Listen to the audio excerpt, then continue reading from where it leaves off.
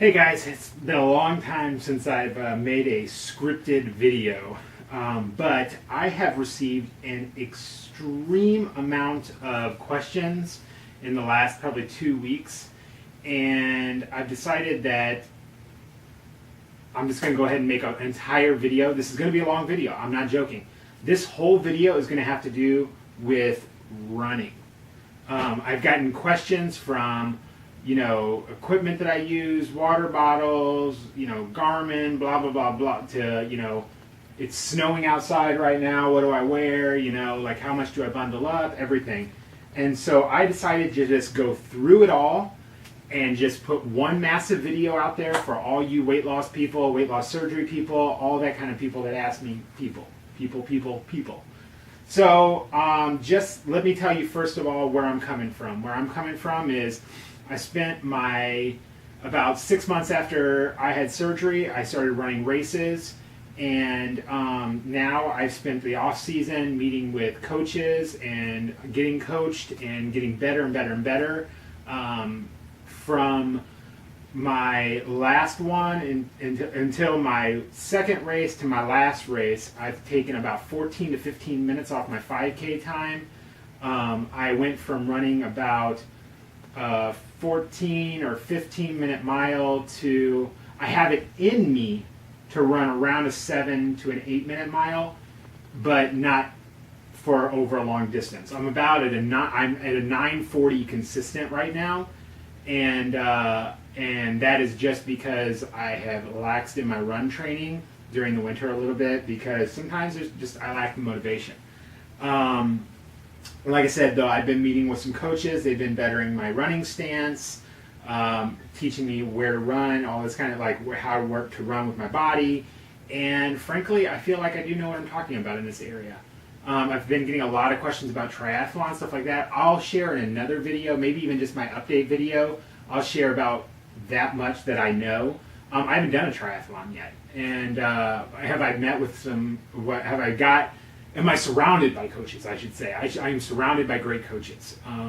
I just actually had the opportunity to sit down for a couple hours with an elite coach that just raced in Kona this last year, and he really just gave me a ton of information, and that's what I like. And so I'll do that later. I know there's been questions about that. From a weight loss surgery aspect, I think that there's some things that you guys need to know before you start planning out, Ironman, half Ironman, stuff like that. Before you start saying, well, that's what I'm going to do this year.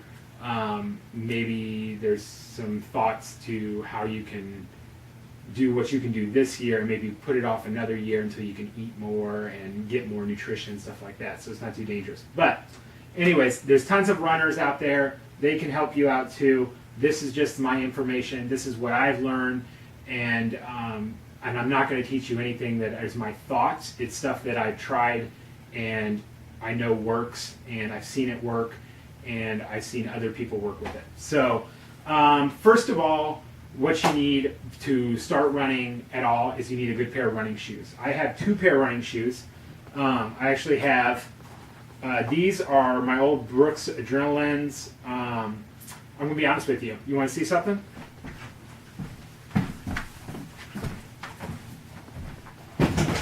These are the first pair I got. These had about 450 miles on it, which is about 150 more miles than I needed. And so they've retired, and I just wear them around the house. I retired to these same exact pair, but the only difference was I changed the color, so I felt like I was spending $100-something on something else. I go to a running store, and I have them check my stance. They're very good at, some people have issues with they test you on a treadmill. Treadmills are not practical runners. All that, I agree with that. However, they're a little bit more trained to watch how you walk, and they can help you, especially if you're having a lot of issues. I'm not sold on completely going minimalistic right away, and so therefore I don't push minimalistic shoes, even though I have minimalistic shoes now. These help me because when I was big, my legs were separated because of the fat and everything in between my legs, and it caused me to run funky. And so I would actually land, when I landed, I would land here, but then as I rolled off, I'd do this funky like twist in on my foot. So these are like for the most messed up stride in the world. So go to a running store. Don't just go to Dick's or some store and just buy it for your first pair. Just to eliminate the pain issues. In fact, to be honest with you, I didn't have any pain issues at first. My pain issues came later down the road.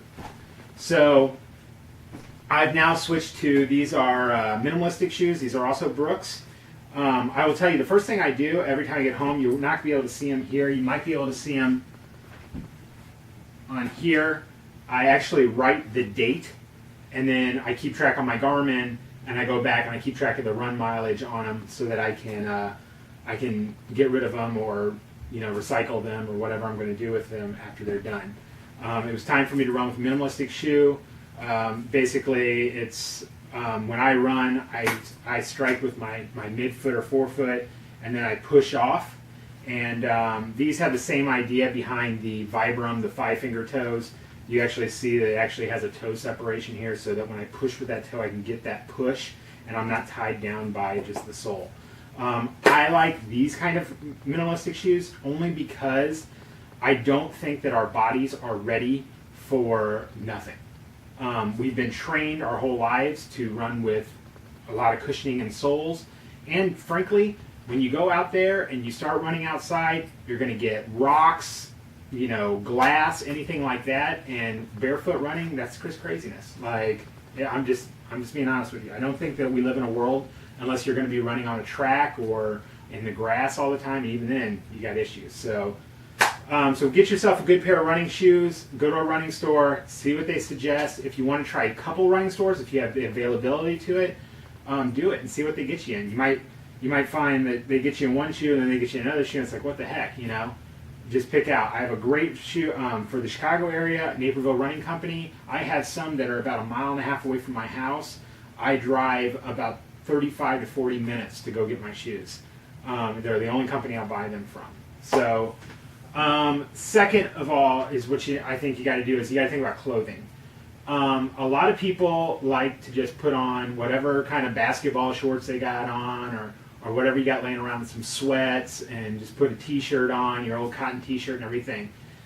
That is maybe okay at the beginning. I did that in the beginning. However, I will never do that again. You will never catch me leaving the house to work out, run, or anything without performance clothing on. It cools you. It helps to get the sweat off your body. It gives you longevity. I mean, it is. I'm telling you, it's great. So I've laid out some performance clothes in order of how I wear them, or how I wore them, and to give you some ideas. When I first started out, these are my old running shorts. When I started buying performance clothing, these are like 2X and they're huge on me. These are running shorts. Nice thing about these for the guys, they have built-in panties. So, and they're not like the mesh stuff in swim trunks. They're actually very comfortable. And now that way you don't have to wear underwear, because once again, underwear, you're looking at some issues that I don't like. I do Gold Bond, and I do Gold Bond in the crotchish area. They also make Body Glide, which is like a deodorant type thing. I have it, I just didn't get it out. I'm not going to take the time to get it out. But you can lube up down there, make sure you don't chafe if you think it's going to be an issue. I never chafed with this. Never. I did a little bit in between the legs when I would start running more than like 7 miles. I started getting a little hamburger in there, but that's it. And I've now graduated to, I wear 2 different types to work out because of the excess skin that I have now around my legs. Those don't work because those shorts let the legs flap a little bit too much. It's a little embarrassing, and I like to keep everything kind of trimmed. So I do 2. I've got, these are actually tri-shorts. Tri-shorts, you don't necessarily, unless you're biking, you don't necessarily have to have them. They're spandex. They fit a little funny. I always suggest getting maybe a size bigger than you need, because I like them to pull them up above on the waistline pretty high, so that they stay around my hips instead of down here like where my waist would usually be. I want them up here above my hips, so that they'll stay up. And so I go with a little bit size bigger. I like these. They keep everything real compressed, really down, and then they have silicone grippers on the inside that will help keep them from riding up on you. But also, I do run with these. These are some Nike running tights, shorts, and they got a zipper in the back if you ever. It's mainly for like keys and maybe like an ID or something like that. It's not for anything too major. But these are extra large. Yeah, these are extra large. I need a large to a medium right now, but they're still working for me. They don't have silicone grippers. They do have grippers, but the grippers are too big now. They don't ride up on me though, and they do keep everything pretty tied down. And then shirt wise, this is a lightweight. My wife bought this for me. And if you want TJ Maxx, this cost her like $3. It's a Nike running shirt. It just had a saying on it, but it's my favorite shirt because it's lightweight. It actually has a cut where it hangs lower in the back, so that when I'm lifting or anything like that, kind of keeps my butt crack from showing. But it's very, very lightweight. This will get the sweat off your body, get it out, and when you're running, kind of helps to get rid of it too. So, that's what you can get. Now, we're in the winter, and so everyone's like, well, now it's cold out. Here's the thing. Winter running is okay. It sucks, but it's okay. But there's a lot to know about going out. I had about an hour-long conversation with a friend of mine here recently where she wanted to know what she should be wearing when she goes out for outside runs. And the biggest thing was, she was wearing like big wool hat and big gloves and all this and really bundling up. And she's like, I just feel like I'm more cold than everything else. Well, one of the reasons for that is because when you're wearing cotton, wool, all that kind of stuff, it absorbs the moisture, but it keeps it there against your body. And so it freezes against your body and actually brings your body temperature down. Whereas performance products get the moisture away from your body and get the coolness. You'll still feel the cold, don't get me wrong, but you will feel a tenth of the coldness that you would if you were wearing a cotton shirt and you were sweating. Because you will sweat, even in very low temperatures. Unless you're like some people. I know that there's one or two of you guys that just don't sweat. It's strange. Get that checked out. No, I'm just joking. You have many different options. I've tried different things. What I typically do on a day where, here we're going to talk about temperature, because this is where you need to know how to dress appropriately. On days that it is below 50 degrees, and if it's below 50 degrees and above 35 degrees, I typically wear very little clothing. What I mean is I will wear a pair of tights, a pair of running tights, not shorts. Anything above 50 degrees, I wear shorts. Below 50 degrees, I wear long tights. But then there's different things you got to think about tights. Everybody's like, well, then you start wearing thermal tights, right? Below 35 degrees, I wear thermal tights. Above 35 degrees, I do not. And even then, I kind of go outside and gauge it. Like, I have a rule. If you walk outside and you're warm, you're overdressed. If you're walking outside to go for a run and you're warm, you're overdressed. You should feel a little bit of wind on you. You should feel a little chilly. That's just the way it is. But as you run, your body temperature will come out. It takes me about a half a mile to completely, totally forget that it's cold out. Hat and gloves, I do not wear until the temperature is above until the temperature is below about 25 to 22 degrees.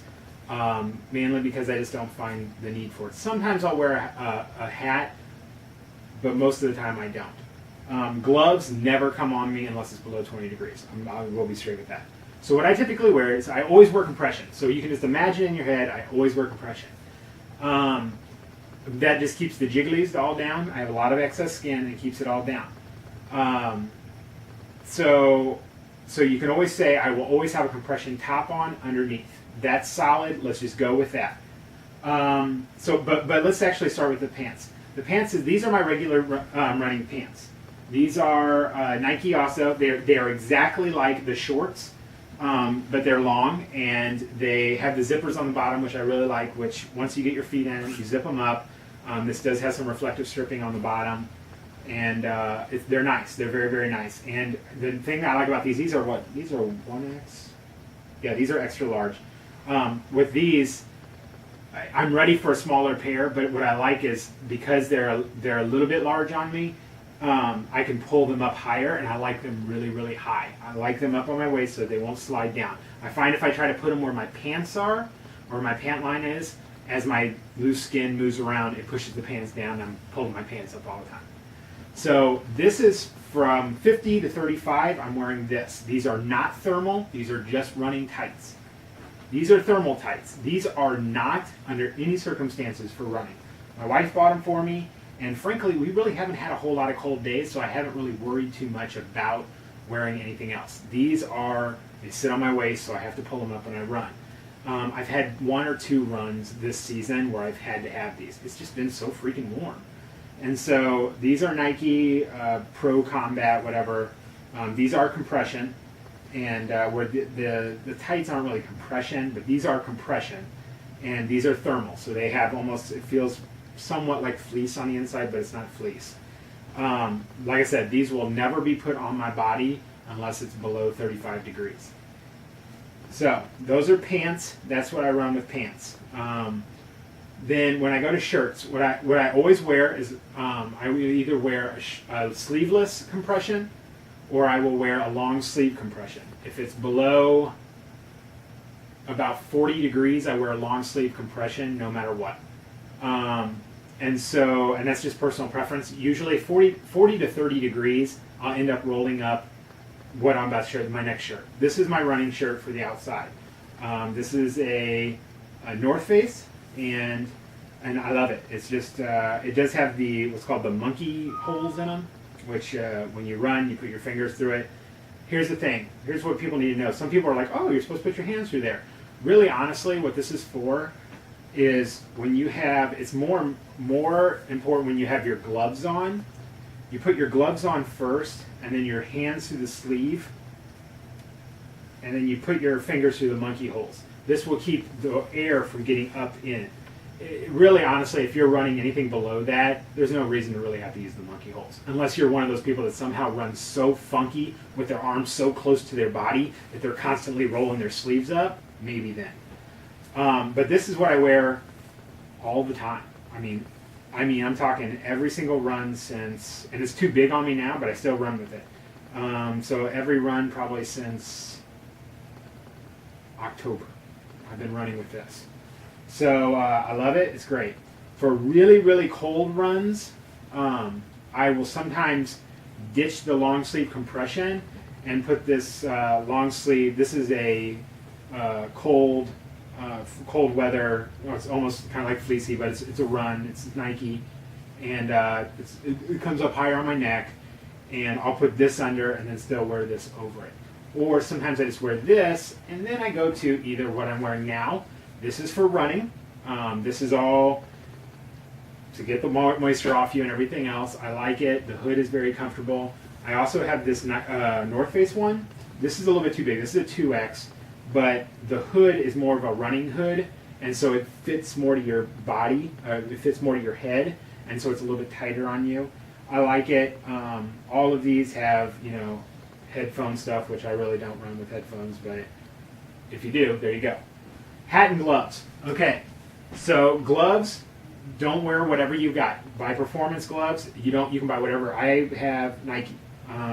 It's just because that's what I have. I like them because they are reflective on me. They're fitted to my body, but they also have like this thing for wiping sweat. So I can wipe some sweat off my brows. I put those on. Hats. If you're talking about really, really cold stuff, you may want to cover your face. Some people have problems breathing in, but I don't really have too much of an issue with that anymore. So I wear one of these, and it just form fits to my head, and it keeps the heat in. It does exactly what it's supposed to do, and there it is. And then the Nike symbol, wherever that may be, is good to go. That's it. That's what I wear for clothing. That's all I wear. If I'm running in the snow or something, I do have some grippers that I put around my shoes. I don't like them. They mess with my running stance, but I have them. So that's that. Now we're going to move on very quickly. We're probably close to 20 minutes already. Last little products to know about. When I started off, heart rate monitor, find out what your target heart rate is. Find out what your threshold is so that you can train properly. I had this one that I started with. This was about $50. When you're running, it's on your arm. You'll just touch it and it will go dun, dun, dun, dun, dun, and I'm at 88 beats per minute. And so there you go. They're somewhat accurate, so you can get one. Everybody loves the phone stuff. I want to take a second to talk about the phone. The phone programs, I touched about it in my last update video. Phone programs, when it comes to GPS, are very, very inaccurate. Anywhere from a half to a quarter mile off if you are over a certain distance. I was very frustrated my first 2 races. It was telling me I was done about anywhere from a half to a quarter of a mile before I was at the finish line. And I knew that wasn't right. I was getting really, really frustrated with it. And that's when I started doing some research and found that phone GPS is the reason why that they're limited is because to save battery power, they'll only get from 1 to 3 GPS satellites, whereas an actual GPS unit may get up to 10 to 15 different satellites to triangulate your position to exactly put you where you're supposed to be. They're much more accurate. They can be off too, but they're much more accurate. So once I started getting serious about training, I got rid of the phone because I realized every time I said I was running a 5K, I wasn't running a 5K. I was running about 2.5 miles. You know, that's depressing in a way, especially when you're training for a race and you're like, 5K, 10Ks, I race, when I'm training, I race the distance. So you can do whatever you want. I bought a 405, a Garmin Forerunner 405, and I'll sell it to anybody. Anybody who wants it, I'll sell it for about $175 because I'm looking to get a new one. I want a 310 or a 910 XT. It's more of a triathlon. It's more for triathlon. And when I bought this, I thought I was just going to run. I didn't know I was going to do triathlon. So I'm looking to sell this. It's in perfect condition, but this is not the place for that. So we're moving on. So anyway, so I love it. I can keep track of my biking and everything. I actually have a foot pod on my shoe that I keep on my shoe. This is for indoor running. I had to calibrate it. And what it does is once I'm indoors, I just turn off the GPS and I run. And it based on my cadence that it knows I run, then it tells me how far I've run. It's relatively accurate. I'll be honest with you, I find that it's maybe about as accurate as the phone GPS is. But once again, when you're indoors, you can't use either one. So that helps me out. So I purchased that. Heart rate strap monitor. This is about as accurate as you're going to be able to get. These usually come with these. In fact, if I sell this, I'll sell them both together because I think that my 910 or my 310 will have it. So those are some options. So get those. Those are great little tools to have. I come in, I have a stick stuck in my computer. I get within about 10 feet of my computer. Sometimes even better than that. I walk in the door and my Garmin goes beep, and I look at it and it says uploading the data to my computer because it's on. It uploads it, and then there's a website. It keeps it all together, and I love it, and I use it on a regular basis. It keeps helping me keep track of not only what I'm doing, how much load I'm putting on, helps me keep track of my shoes, helps me see what I'm doing on the bike, how I could get a little stronger, stuff like that. And they show you so much more. They're much more accurate. They keep track of elevation, which your phone doesn't keep track of elevation. They're a little bit better when it comes to trying to figure out calories, which calories are all whatever. Before I move on real quick, I do want to talk about treadmills. Treadmills are very, very, very inaccurate. I know people love treadmills, but treadmills don't train you right. They don't. You're not running. You're not running with the paces. You could run as fast as the devil on a treadmill and then get on the road and do nothing. I was running a consistent 5K on the treadmill, thought, hey, I'm ready. Went out a couple weeks before my first 5K and thought I was going to keel over and die after about a quarter of a mile. They're inaccurate. Even now, I run a consistent 940 pace on the road. This is with hills and everything. I mean, I'm not afraid of hills. I go for the hills, and sometimes I even route my races or my runs so that I can make sure I'm going uphill instead of downhill. And remember, when you're going downhill, you want to even your pace out. That's not a time to try to pick up space. You will do a lot of damage to your joints if you try to run really fast downhill. That's when you get real serious about your stance, about as serious as when you're going uphill. So you want to keep your stride good, and you want to keep going down really easily, and you'll be good. So anyways, but treadmills, I can barely run about a 10:50 pace sometimes on the treadmill. Distance. I typically use treadmills now as more of interval training when it's really, I just don't want to go outside, or I'm doing some weight training or something like that. So now when you're running outside, there are some people that worry about hydration. I don't worry about hydration unless I'm doing about a 10K run. Basically anything above 6 miles is about the only time I take hydration out with me nowadays. And so what I first did was I first bought one of these. It's an amphipod bottle, and it mounts to your hand. You can keep your keys, your ID, whatever in it. I ran with it in races. It's relatively, the shape of the bottle, it doesn't really slosh a lot. You forget that it's even on your hand, to be honest with you. And so I started with this, and now because I do longer distances, I have a belt. And this belt I actually have 6 bottles for it. The thing I like about the amphipod is that you'll see that with most they have little baskets, and the baskets sometimes the bottles can kind of work themselves out depending on how much jiggle you got. These I just simply squeeze the side and they pop out, and then I just put them in and just slap them to my side and they'll click in. You'll hear that click as long as you're not cranking your headphones. But the bottle lids are pretty good, and when I run really long distances, like when I'm doing my half marathon training and stuff like that, I'll have 4 to 6 bottles on. Depends if I'm fueling myself. Obviously, if you're in a race, you know there's going to be aid stations, so you don't have to put so many on. But if I'm out training, I'll put a lot on, and I always keep 2 filled with like Gatorade or something like that for nutrition. So that's an option too. Like I said, these are. I also like these because you can set them 2 ways. You can set the bottles up so that they go like this, or you can set the bottles up where they go sideways, which I kind of like it because I wear mine like this, way wicked up high. Because if I wear them lower, then they end up sliding. So with this, when I'm running, the bottle top is not hitting my arm and twisting it or whatever. So I kind of like that. Other than that, though, I don't like it because I don't like the Velcro anymore. I liked it at first, but now I kind of wish I just had a clip. Now, I'm a night runner.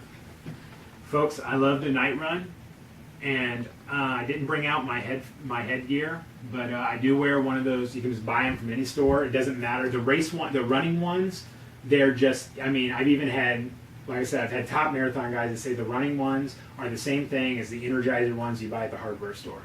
So he's like, you just get whatever you want to get. So I got one at a hardware store, the Energizer one. I wore that one. It's fine. I wear it on my head. It's adjustable, so I can put it where I want to put it. And so I'm not shining it right in the eyes of other people, but visibility is huge. And I've actually pulled the car over and talked to a runner before because he was wearing all black at like 8 o'clock at night on a street that was windy and had no street lights. I'm like, you're an idiot. And he's running on the street. Sidewalks, I don't run on the sidewalks, I'll be honest with you. I'm one of those guys. You can hate me if you want to hate me, but I don't care. Because sidewalks are very uneven. And as you run, they're just, they kind of go up, down. You might trip, hurt yourself. It's not worth it to me. I run into oncoming traffic so that they see where I am. And so I'm always on the left-hand side of the street. Cars are coming toward me. Some etiquette that I use is whenever a car is coming toward me, I put my arm out and kind of swing it like this to allow them to kind of get that wave and kind of see me. And then if I decide if cars are coming, like sometimes when a car is coming at me, I'll flash my head over to see if there's another car coming, because then what I end up doing is I end up causing more issues. So sometimes I'll just get really close to the curb, not where they're the curb in the street. I'll be on the street still, but as close to the curb as I can get, but I don't run on that little threshold that's still technically curb, that's down on street level. I still run over, but if I see another car coming, I'll just point over that I'm going over here, and I'll jump over, and I'll do that. Sometimes a car is coming, you can tell that they're going to pull in their driveway and they're waiting on you.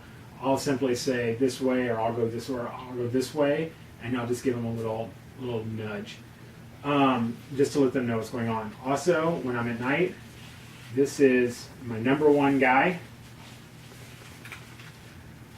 I put this guy on. By the way, I know this video is over half an hour long, so deal with it. Let's open it.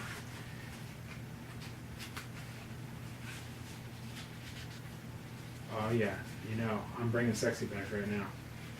I put this guy on, and the first thing it will do is this thing lights up. It's a little awkward right now because I haven't adjusted it for a while. I actually, to be honest with you, it would be a little bit looser than this. I think I tightened it up here recently because I was going to see if I could keep my water bottles on it.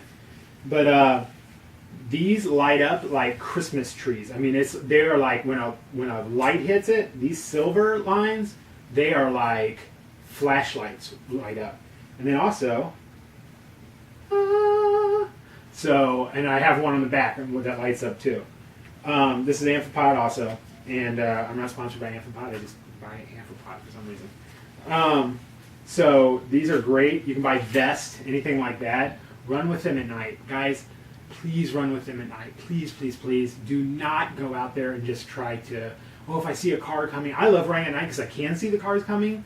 But just please be careful when you're out there. Like anything that you can get visibility. And I'll tell you, I knew a guy who used to run with just a little ankle bracelet. The guy that I pulled over and talked to about running in the dark, he had an ankle bracelet. That's all I could see was his little ankle bracelet. I kept looking down at the ground going, what the heck is that? As I drove up and then, whoa, runner! And I got over. He was wearing all black pants, black shirt, black hat, black gloves, and he had just a little light up ankle, like a little reflective anklet on. And it's down there, so everybody's eyes are going down. So be safe. So yeah, basically here's the short and skinny. This is what I've learned. I will make another video next week, maybe talking more about running stance, stuff like that. But for now, this is a product video of what can get you started. You don't need to buy all this, okay? Buy for your season. Buy one thing. If you live down south more, you don't need thermal pants, so get away from the thermal pants. Just buy regular tights, you'll be fine. Buy one pair of tights, buy one long sleeve shirt, you're good to go. It's going to cost you about $100 maybe. You're good to go.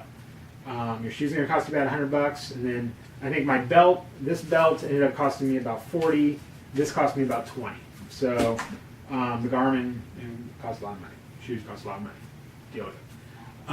So anyways, that's my information to tell you right now on products that you can do to get yourself out there and get yourself running and do it outside. As much as you can, do it outside. Really, honestly, there's no reason not to. There's no reason not to. I live in the middle of the suburbs, and I'm a block away from one of the busiest streets of the suburbs. And I'll tell you right now, I just run. You just find a route to run and you run it. And sometimes it's fun. You know, I run the same route. I have a 5K route, I have a 10K route, and I have a 10-mile route. And I run those. I know exactly how I'm going to run, where I'm going to run them, and I run them all the time. Sometimes I switch it up just because I'm like, I'm bored. Oh, let me try this. Let me try this. Oh, look at that hill. I never noticed that hill over there. And so I can run up that hill and get some hill training. So just do it. Just get out there, run on the ground as much as you can. And ground running is beautiful and wonderful, and you should do it. So I hope that this helps you. If you have any other running questions, let me know. You can comment on the video. You can send me an email. Whatever you want to do. I will make videos that are much shorter than this video. This video I knew was going to be long. I knew it was going to be a 35, 40-minute video. So this is an instructional video, so it should be that long. So, all right. See you guys later. Once again, if you got any questions, comments, just let me know.